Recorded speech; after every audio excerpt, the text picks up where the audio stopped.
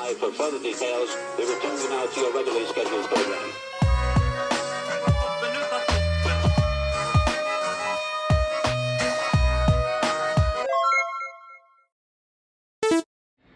Hello to those of you who are feeling called to this reading in particular, mystery reading number 610.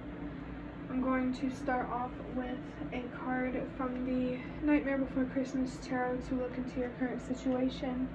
Then I'm going to use the Prisma Visions Tarot to see the challenge or challenges that you are facing. And then I'm going to finish the reading with one card from this box of cards to see what advice or support your spirit guides have. The universe, your ancestors might be significant, but it can be whatever you believe in. If you'd like to be a part of the community that I'm trying to create, subscribe, hit that notification bell. And before I get into this reading, remember that this is a general reading that could be meant for more than one person, so if you're struggling to find meaning in a message, that's okay. Just let it go, because it might just be meant for someone else. If it truly was meant for you, the universe and your spirit guides will make that obvious to you either sometime during this reading or sometime during your journey. So I just saw 122 and then 123. Those numbers, the way that I interpret them, are about being the change that you wish to see and trusting that everything happens for a reason. I also just got a vision of the number 9. I got this imagery of like, it's almost like a number 9 is being written. It's like hot metal, or it's being written with sparks. I don't know if that makes sense, but it makes me think that there's a connection here between your passions and your purpose. The number 610 brings the energies of unconditional love, trusting yourself, and cycles. I feel like learning to trust yourself has to do with loving yourself more, being more patient and kind and understanding, empathetic towards yourself. Because while you may not be right all the time, there are at least times when you should trust yourself, but you don't. For your first card, I have the Hierophant in reverse. This card has the number 5 on it. The Hierophant in reverse could signify a different way of doing things. Maybe you're being called to trust yourself in a less traditional or common way. I just saw 333. That number can be about communication. I just heard signs, so maybe pay attention to that number if it's significant to you, or any other significant numbers or signs or whatever. That number can also be about growing, healing, expanding, gaining wisdom, a deeper understanding of something. If you feel called to seek spiritual guidance, this is your confirmation to do that. Upright, the card says, teacher or mentor, ask for guidance, learn from ideas, keep an open mind. This makes me think that the guidance you're meant to seek is not supposed to be outside of yourself. It's almost like you're being asked to ask yourself, what do you know? What do you feel? What do you believe? Like being your own compass instead of finding a sense of direction outside of yourself. The idea of a map could be significant. I also heard La Mapa, which I think is the word map, and Italian, so your ancestors, which is interesting because on this paper I noted that ancestor energy was significant. It feels like your ancestors are trying to help you map out something or help you create a plan, a path forward. They're trying to help you have a better sense of direction. And I feel like, this could be a specific significant situation, or it could just be in life in general. I feel confusion here, maybe even darkness, and it's time to add some light so you can see, whether it's with your actual eyes or your third eye. Your third eye could be blocked, so maybe that's a significant chakra that you're being called to clear or enhance or grow, are the things that I'm hearing. Wow. And I was just now thinking about the number 5 and the message of embracing change, and as soon as I thought that, I saw 555 on the timer. So very strong confirmation there to embrace change. Embrace a change or many changes that are different, unique in a way. This reading is vague to me. So I hope that whoever is watching this, you know exactly what I'm talking about. I also feel drawn to the spider right here. An orb weaver could be a significant spider for someone, but spiders in general to me symbolize dreams, weaving a web for yourself to catch something.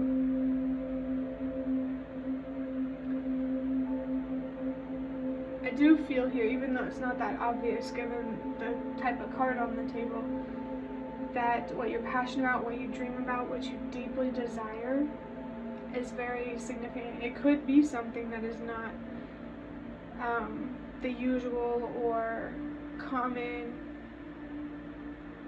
It's important to learn to trust yourself so that way you can lead a life that reflects you and who you are rather than everyone else. Let's see what challenge or challenges you are facing.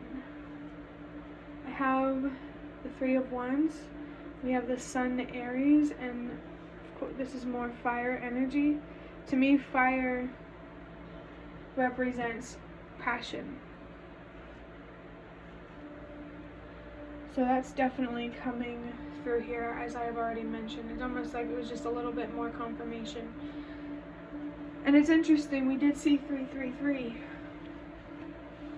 So I feel like your challenge here is being honest, being authentic. That is blocking you from healing and growing into the person that you are meant to be. And this has nothing to do with your age. It has everything to do with change. The 3 of Wands is all about expanding and growing. And then the card before that, the 2 of Wands, I just got a vision of the 2 of Wands in reverse that I saw at the bottom of the Nightmare Before Christmas deck a little while ago or whatever. And I think it was in the reading I recorded yesterday. So if you feel called, maybe watch that reading. But I feel like your challenge here is feeling confident in what you want to do, how you want to move forward. It's okay to still be in the planning or preparing stages for something. I definitely feel like you're struggling to get to the next level of something, but that's happening for a reason. Maybe there's more work to do, whether it's on the inside or the outside. There could be something significant here about your relationships, which makes me think of the 3 of Cups. I feel like there's something you want to celebrate, but it's not here yet. I just heard the eager beaver. someone's feeling impatient, and it makes it harder to trust the process and to trust that this Three of Wands expansive energy will happen eventually. Maybe intuitively you already feel that there is potential here for something to grow, whether it's a relationship, a project, at work, spiritually, whatever may resonate for you. It feels like being your own worst enemy, standing in your own way type of energy. Energy in general feels significant. I feel like you need to keep focusing on aligning yourself with this outcome of healing, growing, expanding, communicating. I just saw 111 confirmation there to trust yourself. You're not fully aligned with the outcome yet, but you definitely can be. You're being reminded that you are in control. You can make the Three of Wands happen if you are willing to have the patience, and I heard the foresight to put in the right effort to get what you desire. Your last card is the Eight of Pentacles in reverse. This side says earth, earthly, material, sensual. And on the back side of it, the reversed side, or in reverse, it says no focus, no ambition, no motivation, caught up in details, mundane day to day. The 8 here is confirming that there is something here that you need to let go that is blocking you. And I feel like it has to do with self-doubt or searching for answers outside of yourself. I'm feeling like the Hermit type of energy, which is associated with the number 9. So you are being encouraged to reflect. I also heard reflex. I'm not sure what that means, but this kind of confirms what I've already been feeling, the confusion, the impatience. You might be feeling burnt out, unmotivated, and it's time to understand how to refocus yourself and get fired up on the inside. It's like your passion burns out over time because of impatience. I think what could really, really help you is teaching yourself how to sustain your passion. Like, I think a specific example for me, I love playing video games, but as someone with ADHD, it's hard to stay focused on one video game, so I have to plan the way that I play my games so I can actually make progress. So that maybe that's what you need to do, actually plan, put a plan in place, or somehow give yourself a visual of making progress, something that you can look at to remind yourself that you are still moving forward towards the outcome that you want. But also remember, sometimes you can't be super specific about the outcome you want. For example, instead of that specific person, it's that energy of this card that I have in these box of cards, a different one, that says, what do you want? Not who. How do you want to be treated and spoken to? Not who do you want to be treated and spoken to by. I hope that makes sense. Yeah, so let me see, is there anything else? I feel like you're blocking yourself from learning new skills, maybe new coping mechanisms, or new perspectives, new feelings, new passions. Don't put yourself in a box, and don't get caught up in the details. That's what I'm feeling, actually, now that I say it out loud. There's more focus here on the details rather than the bigger picture. Perfectionism might be an issue. Remember, it's not about focusing on the mistakes. It's about accepting that you're not perfect. You're not always going to produce perfect results, but you are always going to be making progress and moving forward. I did see 1515, so I do feel here that there is an attachment here to perfection. So be careful with what you identify as perfect. Maybe it would be healthier, if it resonates, to view perfection as a willingness to keep going despite the obstacles and the challenges, rather than, like I said, producing perfect results. Keep the bigger picture in mind. Yeah, that mundane day-to-day, I already felt that type of energy, that the having to invest in something over a long period of time might be difficult. And it's time to look deeper within yourself to understand why, so that way you can clear these blockages and can keep moving forward to, the things that you want to obtain or achieve in life. The infinity loop might be significant for someone. It's reminding me again of energy. I'm being reminded of I think it's Newton law, that energy cannot be created nor destroyed, only transformed.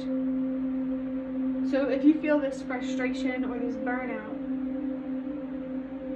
how can you transform that to work for you rather than against you? Just as an example, I guess. But I think that's going to be the end of your reading. I really, really hope that it was helpful or relevant in some way. If you liked it, hit the like button to show me that. That is the best way to support me. And if you'd like to offer even more support, you can do so by donating through the thanks button directly below the video. Absolutely not obligated, but always very much appreciated. And what was I saying?